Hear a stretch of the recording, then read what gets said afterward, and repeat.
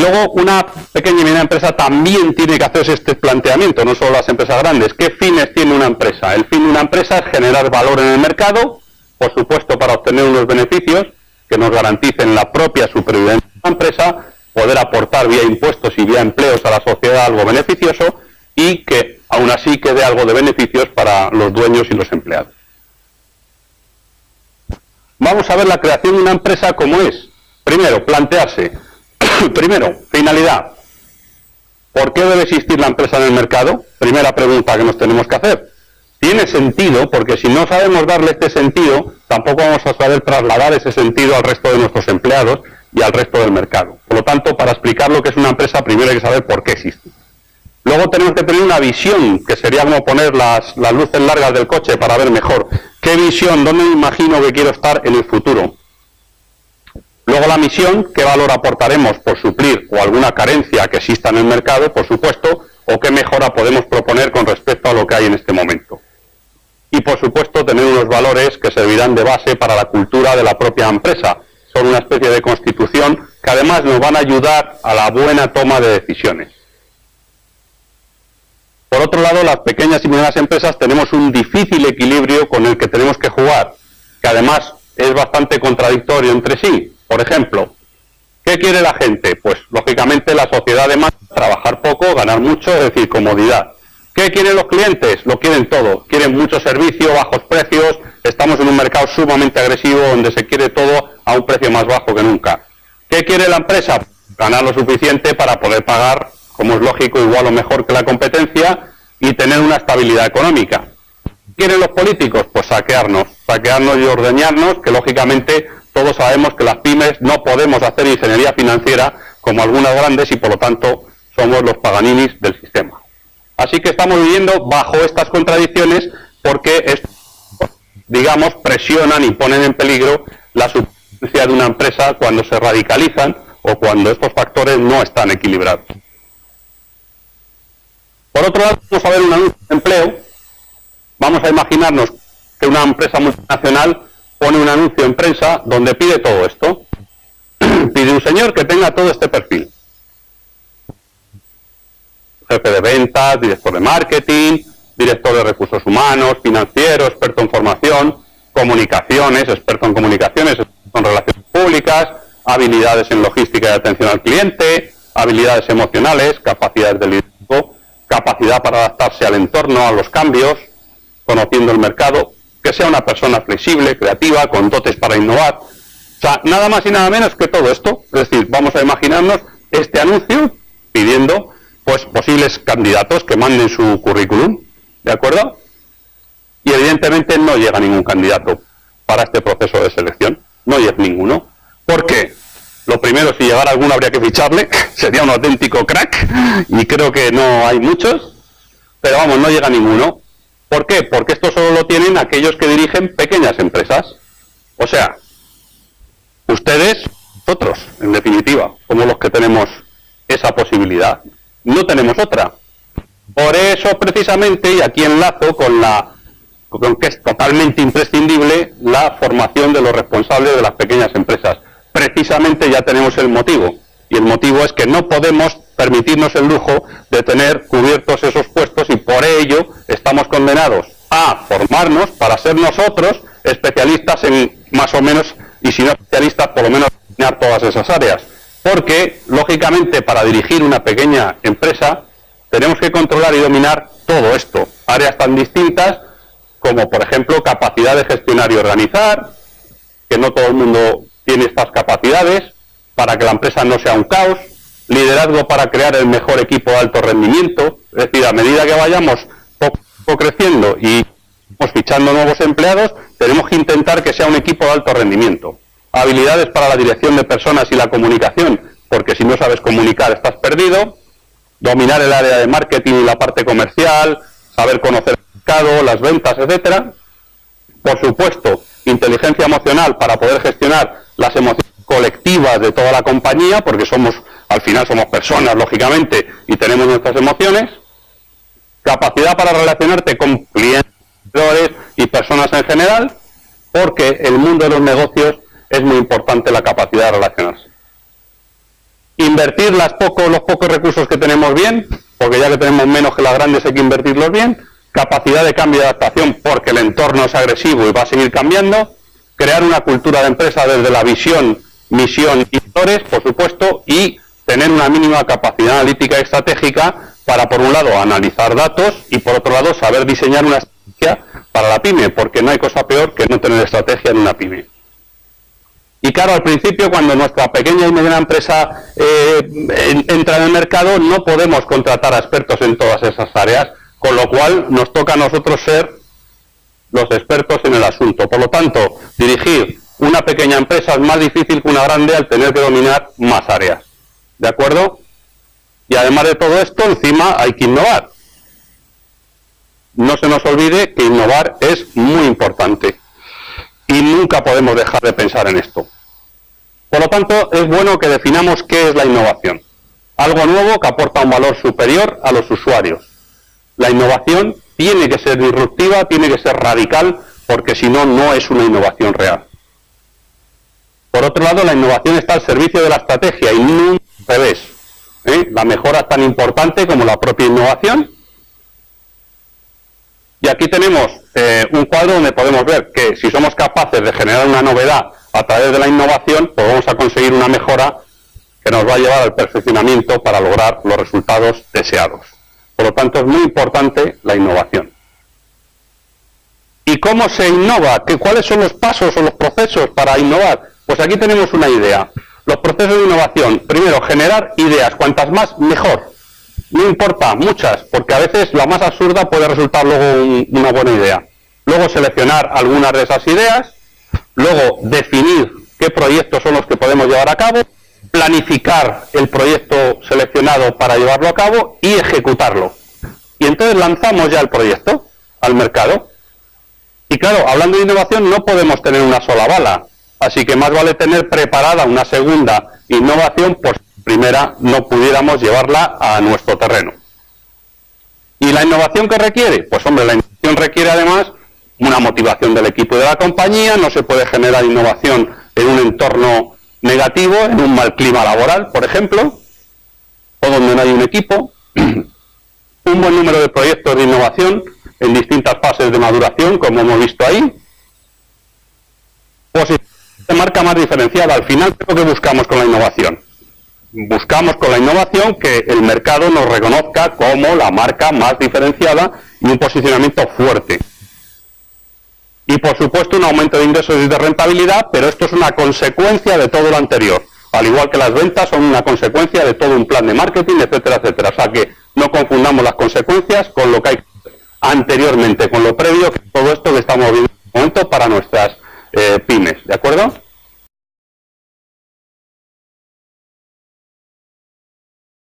Después hay que tener muy claro que hay una pirámide que para las pequeñas y medianas empresas es especialmente importante.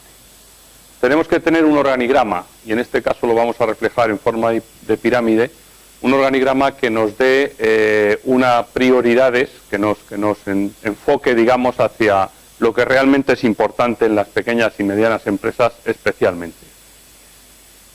Tenemos arriba a los clientes, que es lo fundamental. Hemos dicho ya a lo largo del recorrido que estamos haciendo por la dirección de la pyme que el cliente tiene que ser el centro del tema. Tenemos después los empleados y tenemos la dirección. Esta pirámide es justo lo contrario de lo que es una empresa tradicional muy antigua, pero es lo que se adapta realmente a los tiempos en los que estamos. Si queremos realmente que el cliente esté satisfecho, tendremos que conseguir que los empleados estén satisfechos y tengan un trabajo, digamos, que ellos mismos entiendan que tiene un gran sentido, una gran aportación.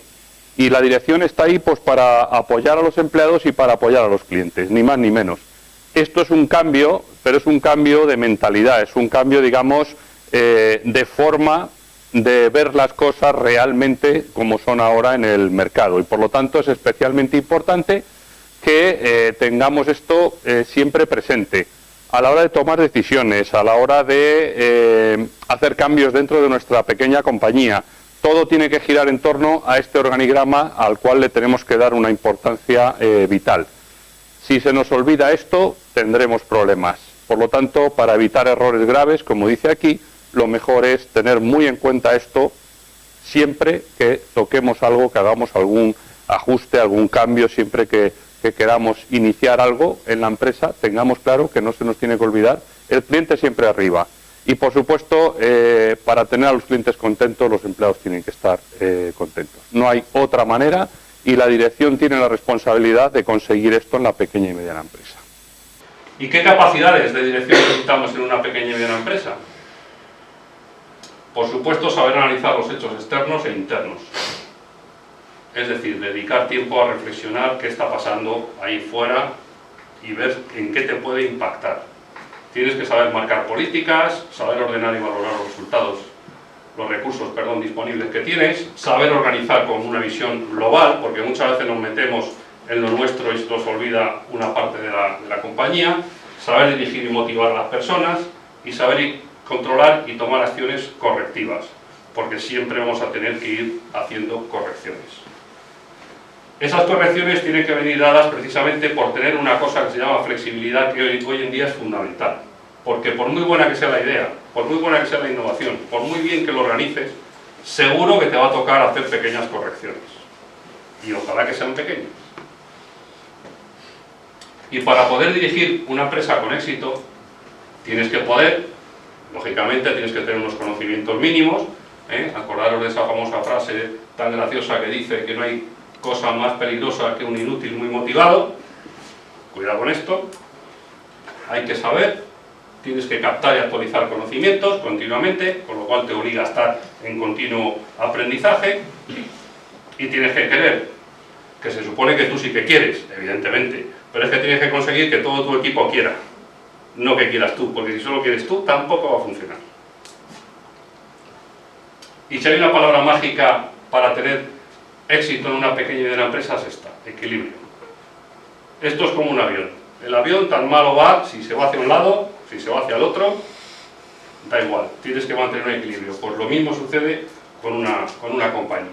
¿Equilibrio en qué? Pues financiero, invertir y sembrar adecuadamente, equilibrio comercial, practicar el ganar-ganar con clientes y proveedores, equilibrio relacional, equilibrio comunicacional. Tienes que... Veamos ahora cuáles son los problemas más humanos que más se dan al liderar una pequeña y mediana empresa. Por un lado tendríamos unos que son externos, es decir, que escapan un poco a nuestro control, pero es la incapacidad para detectar los grandes cambios sociales y económicos. Y respecto a esto os aconsejo que podáis ver esto del foro de Davos, la página web del World Economic Forum, donde te dan más o menos entre 12 y 18 meses de información bastante fiable de lo que va a suceder. El otro día venía en la prensa que asistir al foro de Davos costaba más de 100.000 euros. Más de 100.000 euros solo por ir allí. ¿Qué no tendrá aquello? Incapacidad para analizar la realidad de nuestro mercado y de sus cambios. Nos creemos que el mercado va a seguir siendo siempre igual, que los clientes van a seguir siendo igual. Incapacidad para detectar cambios en la sociedad que van a afectar a las personas, que van a afectar la forma en la que la gente ve el trabajo, su formación, su educación, sus valores.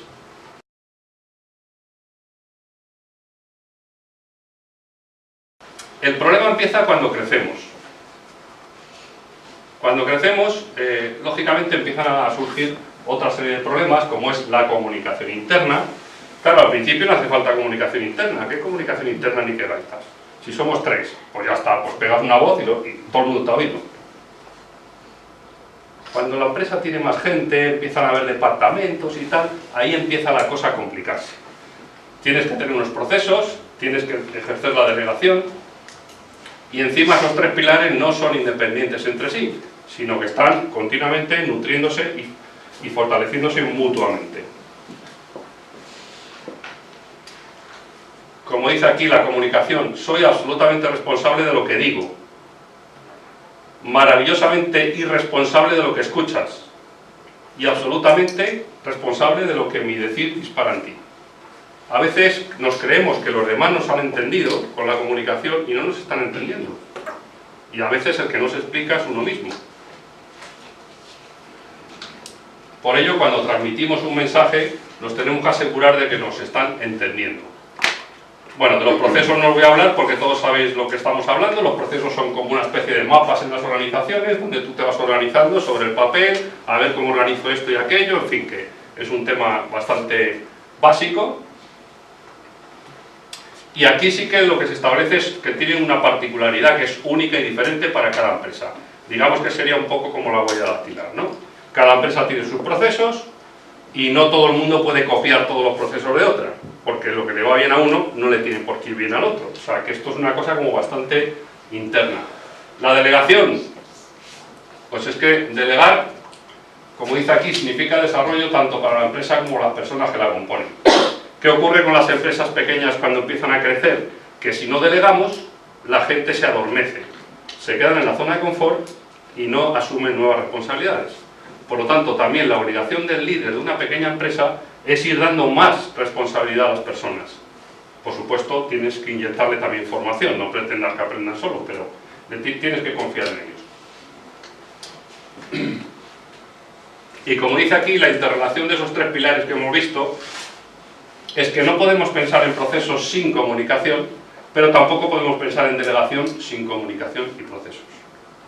Es decir, que están interrelacionados.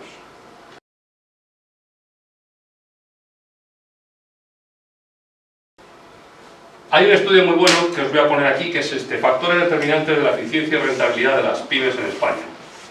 Un estudio bastante completo que han encontrado los expertos los siguientes factores que han demostrado el éxito de empresas españolas pequeñas y medianas. Integración y motivación del personal. Aparece la primera. Buenas relaciones generales y buen clima laboral. La segunda. Y está relacionada con la primera. Características del capital humano. Y ya van tres. Focalización en necesidades de clientes. La pirámide que hemos visto antes. El cliente arriba. Recursos financieros y personas formadas y capacitadas. Yo diría que hay un gran componente humano aquí, ¿no? Bastante grande. Por supuesto, las empresas que van por delante son aquellas que van explorando. La estrategia exploradora son las primeras en desarrollar nuevos productos o servicios. Lo acabo de decir hace un rato. Antes de que empezáramos la charla. Hay que probar, ¿no? Tú lo has llamado así, hay que probar. Pues aquí lo tienes, mira. Efectivamente, tú vas explorando el mercado, ¿no? Porque si siempre esperas, luego ya sin prestarle, llegas el último. Las empresas defensivas van chupando rueda y las más eficientes tienen una estructura organizativa más diferenciada, saben buscar diferencias. Igual que las empresas que dedican mayor volumen a la formación de su plantilla son más eficientes que las que destinan menos o las que no destinan nada. Y también hay un estudio muy curioso, esto me llamó la atención, un estudio bastante riguroso que demostró que cuando mayor formación era subvencionada, menos eficiente era la empresa. ¡Qué casualidad! Las empresas menos eficientes tienen mayor rotación de personal y menor estabilidad en la plantilla. Aunque esto tendría mucha miga para hablar, porque no siempre depende de las empresas solo, pero bueno, sí que es importante que sepamos que la estabilidad siempre es buena. El que tú te financies o puedas financiarte en parte o totalmente con recursos propios, pues ya sabéis que eso siempre es importante. Reinvertir los beneficios es una cosa clave en las pymes. Y luego tener habilidades para dirigir a la plantilla y crear equipos ideales. Las empresas que llevan muchos años en el mercado suelen ser más eficientes que las novatas. Pero por pura lógica, porque tienen un grado de conocimiento mayor, se supone.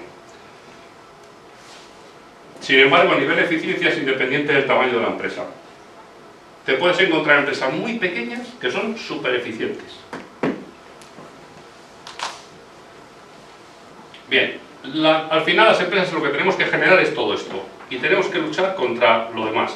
Si tú generas confianza, lo que consigues es que no haya miedo. Si tú generas entusiasmo, lo que consigues es que no haya apatía. Y así sucesivamente. Hay algunas muy buenas. Por ejemplo, Equipos, saber crear equipos para que no haya individualismos. Superación, para que no haya estancamiento. Conocimientos, para que no haya ignorancia.